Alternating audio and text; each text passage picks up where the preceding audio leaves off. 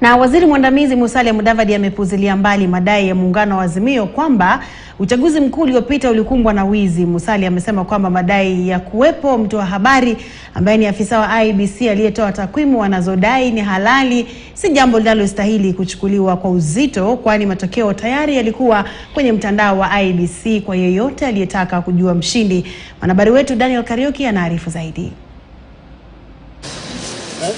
Madai ya muungano wa Azimio kuwa Raila Odinga alishinda kwenye uchaguzi wa Agosti tarehe 9 mwaka 2022, kidai alipata 57.53% ya kura na Rais William Ruto 41.66% za kura zilizopigwa, yameendelea kuibua hisia kali.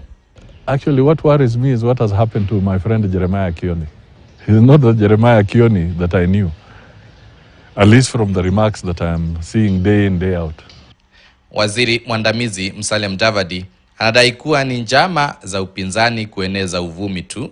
When you continue analyzing the report, because that's the responsibility of every one of us, you will come across figures that will shock you. Nothing but hot air.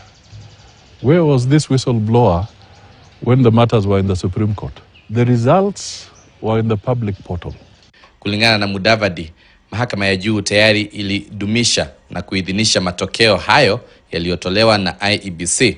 The Supreme Court unanimously, no dissenting voice, unanimously affirmed and validated the results. So, who is this whistleblower? Na Rais William Ruto akisema kuwa kulikuwa na njama ya kumteka nyara mwenyekiti anayeondoka Wafula Chebukati, Musalia amesema kuwa hivi karibuni ukweli utabainika. There were some people who had been schooled in the school of impunity, finding themselves right at the center of the bombers of Kenya to disrupt a constitutional process.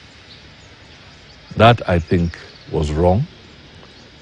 It should never be allowed to happen. Nipe nikupe hii inajiri wakati ambapo mchakato wa kuwateua makamishna wapya wa IEBC umeanza. Daniel Kariuki, KTN News.